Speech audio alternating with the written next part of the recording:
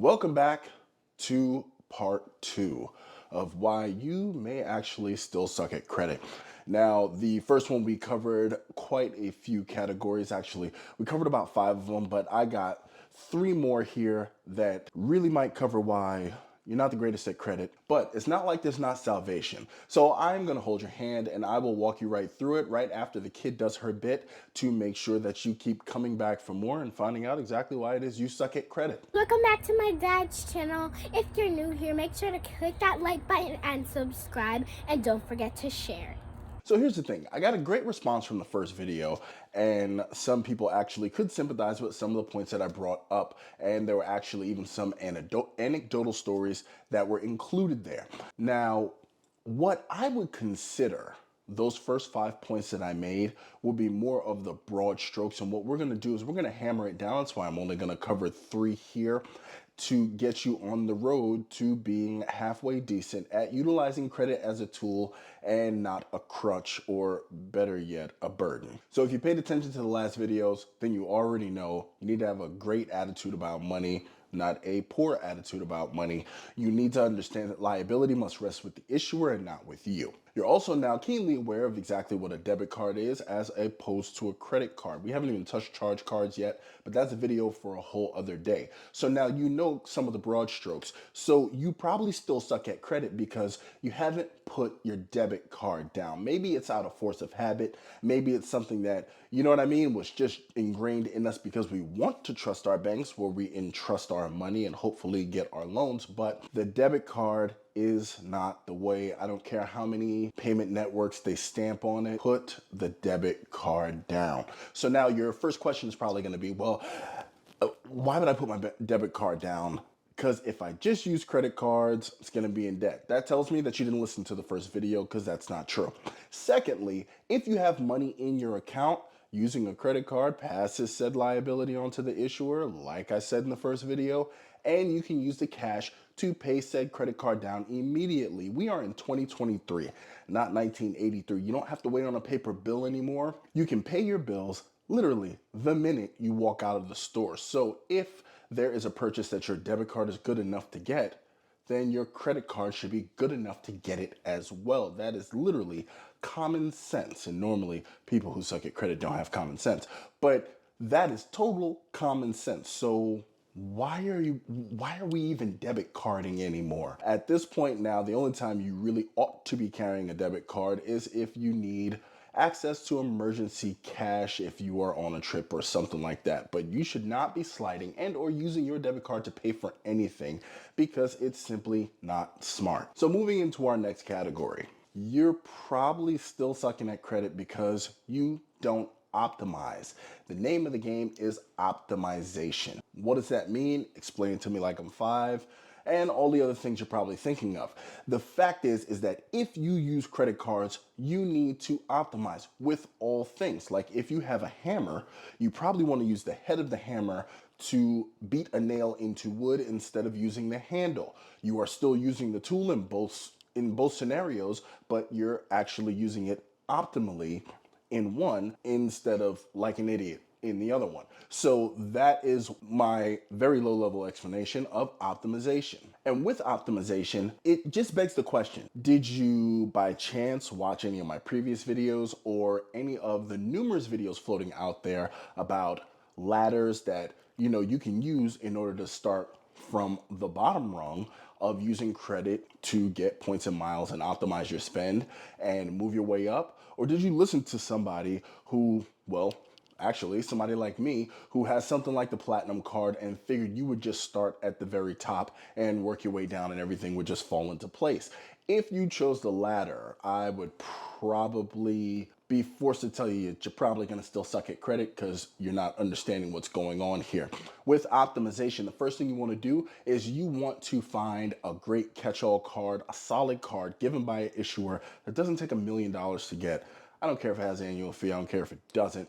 But the fact is, you need a solid card in order to build points. So you want to optimize and get the most points back for whatever spending category or anything that you're buying. And the reason you want to do that is because these points back are like percent off for every dollar that you spend. Now, you may have some high-flying schmuck telling you that, you know, whipping out his platinum card at dinner raises some eyebrows and this and that, whatever. But that eternal idiot is actually not maximizing his points because the Amex Gold card is probably best to be whipped out at dinner. Really, we shouldn't be whipping anything out at dinner. It's a poor analogy, but the fact of the matter is that is still not a great example of optimization. Optimization, once again, I apologize for sounding redundant, is doing the best you possibly can with what you have.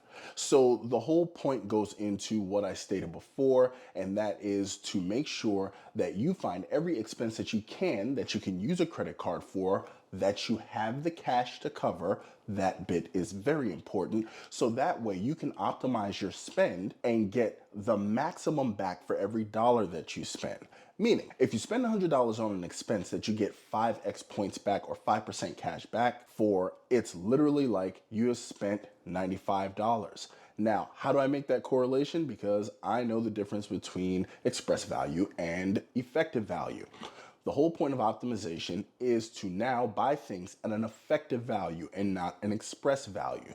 So let's take, for instance, Target that has their Target debit card and the Target card. You've seen their little plaques all over the place.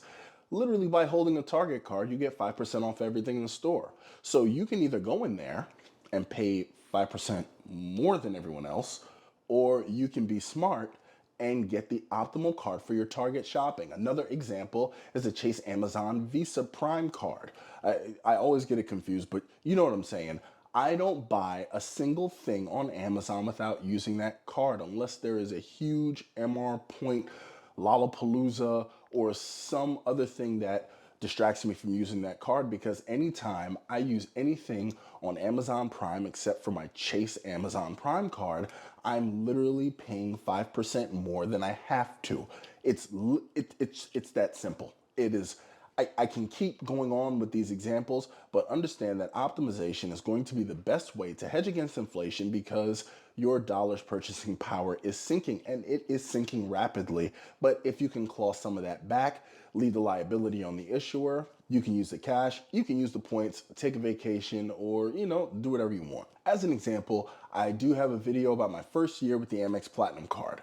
And given my major points redemptions, I've averaged 6 cents per point of value that I've extracted from every MR point that I have spent. So that is my going average until I start messing up and driving that down. But let's just hope that doesn't happen. So for me, if I spend said $100 and I get 5x points back for every dollar that I spend, that is 500 points, point being worth 6 cents. You get where I'm going here? You see what I'm saying? That gives me an effective spending rate of $70. I spent $100, but I've gotten $30 of value back. So who wouldn't want to pay 70 cents on the dollar if you have to? Remember, effective and expressed. Now, after our conversation about optimization, understand that segues into the last bit of business here that tells me why you suck at credit, is because you don't understand the difference between expressed and effective values. If you watch a lot of YouTube spaces, you will hear about effective annual fees. This is the best example I can come up with, because a lot of credit cards that charge annual fees, they charge them up front, so then people look for ways to mitigate that fee and at least get as many benefits out of the card as possible, optimization, and make said effective annual fee go down. One of the best examples I can think of is the Amex Gold Card. The Amex Gold Card comes with an annual fee of $250, but with the $10 in Uber Cash that you get every single month, with the $10 credit that resets every single month at select food retailers, that, by the way, you're still getting 4x per dollar spent on. So that's a little bit of double dipping. The effective annual fee of the Amex Gold Card works out to $10, and you have a card that can build points that can be traded in for, well, in my case, 6 cents per dollar, which means great flights, means go to France, means go to Rome, means go wherever, as long as you are continually optimizing and putting it to work with the system. Because remember, smart people have systems, they have well-measured plans in order to get things done. So remember, you definitely want to start looking at things in the eyes of someone who is differentiating between expressed and effective value. So when you are using your credit cards, when you are thinking about applying for new credit cards, understand effectively how does this make your life different? Because if you are looking for a card that is specific on gas, that has specific multipliers and the highest multiplier possible on gas, so you're looking to optimize, you definitely want to make sure that you choose one maybe that doesn't have an annual fee where you don't have to spend a whole bunch of money in order to cancel that out before you start making a return. These are the things that you need to think about. Understand how much effectively gas will be if you get a great credit card with a great gas multiplier. What do you pay on average? These are things that you really need to think about. Now, the reason I'm driving this home is because really, a lot of this, in addition to people who just suck at credit, a lot of the times you have people who fix their credit who go through a lot of trouble trying to get out from under crushing credit debt. And once they get out of it, that's great, but they don't really learn exactly how to then take that burden, sharpen it up, and turn it into a tool that they can use to move forward. And that is what I'm here to give you. So I didn't want to make this a super long video. I just definitely want to let you know that it wasn't just 5 reasons. There's always a reason you probably suck at credit, but I'm not judging, because at one point I sucked at credit. People make mistakes. I could possibly make a mistake, and trust me, when I do, I tell you guys anyway, so it doesn't even matter. But I don't currently suck at credit, and that is where I am trying to get you. So I'm not going to hold you up any longer with my aimless babble, and I will check you guys out later. And actually, before I leave, I definitely want to let you guys know, have a look at some of my playlists and my videos about credit cards, especially the Platinum card. Trust me, I'm not a high-flying schmuck. I actually optimize it, but it gives you some good examples on how a credit card can be used effectively. So, without further ado, I'll catch you later.